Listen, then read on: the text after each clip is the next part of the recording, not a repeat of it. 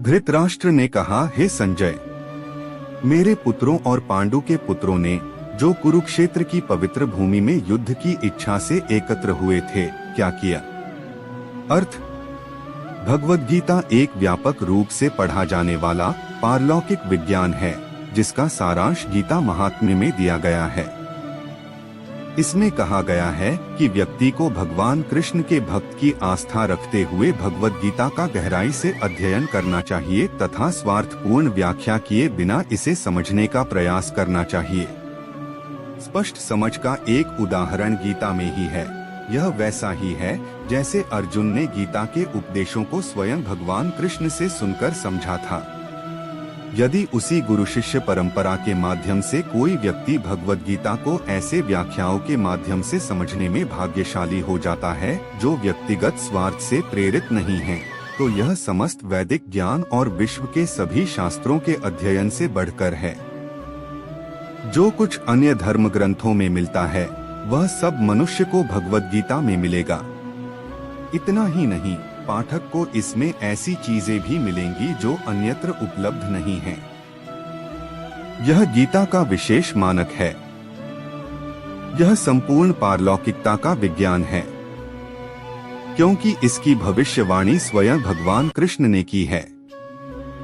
महाभारत में वर्णित धृतराष्ट्र और संजय द्वारा चर्चा किए गए विषय इस महान दर्शन के मूल सिद्धांत बने हुए हैं।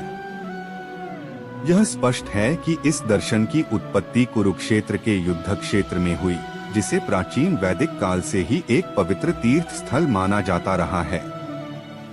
जब ईश्वर स्वयं इस संसार में उपस्थित थे, तब ईश्वर ही मानव जाति के मार्गदर्शन के लिए पैगंबर थे। धर्म क्षेत्र ऐसा स्थान जहां धार्मिक अनुष्ठान किए जाते हैं शब्द महत्वपूर्ण है, क्योंकि स्वयं भगवान कुरुक्षेत्र के युद्ध के मैदान में अर्जुन के पक्ष में उपस्थित थे। कौरवों के पिता धृतराष्ट्र अपने पुत्रों की अंतिम विजय की संभावना के बारे में अत्यधिक सशंकित थे। अपनी शंका के कारण उन्होंने अपने सचिव संजय से पूछा, मेरे पुत्रों और पांडु के पुत्रों ने क्या किया? उन्हें पूरा विश्वास था कि दोनों पक्ष, उनके पुत्र और उनके छोटे भाई पांडु के पुत्र, कुरुक्षेत्र के युद्ध क्षेत्र में दृढ़ता पूर्वक लड़ने के लिए एकत्र हुए हैं।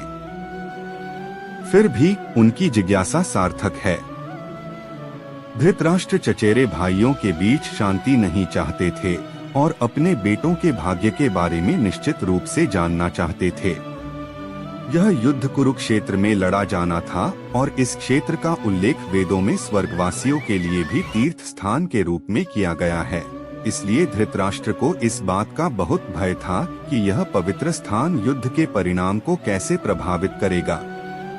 वह अच्छी तरह जानते थे कि इसका अर्जुन और अन्य पांडु पुत्रों पर अनुकूल प्रभाव पड़ेगा, क्योंकि वे सभी स्वभाव से पुण्यात्मा थे। संजय व्यास के शिष्य थे और इसलिए व्यास की कृपा से वे धृतराष्ट्र के महल में बैठे हुए भी कुरुक्षेत्र के युद्ध के मैदान में होने वाली घटनाओं का अवलोकन कर सकते थे। इसीलिए धृतराष्ट्र ने उनसे युद्ध भूमि की स्थिति के बारे में पूछा। पांडव और धृतराष्ट्र के पुत्र दोनों एक ही कुल के हैं, लेकिन यहाँ धृतराष्ट्र की भावना व्यक्त की गई है। उन्होंने जानबूझकर अपने पुत्रों को कुरु कहकर संबोधित किया तथा पांडु के पुत्रों को वंश के उत्तराधिकार के अधिकार से वंचित रखा। इस प्रकार पांडु के पुत्रों अर्थात अपने भतीजे के प्रति धृतराष्ट्र की विशेष मनोस्थिति व्यक्त होती है।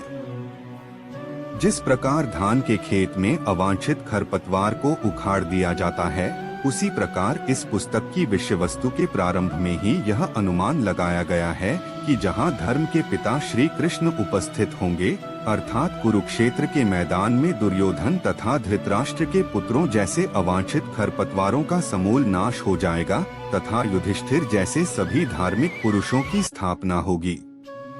यहाँ धर्म क्षेत्र और कुरुक्षेत्र शब्दों का ऐतिहासिक और वैदिक महत्व के अतिरिक्त यही महत्व है।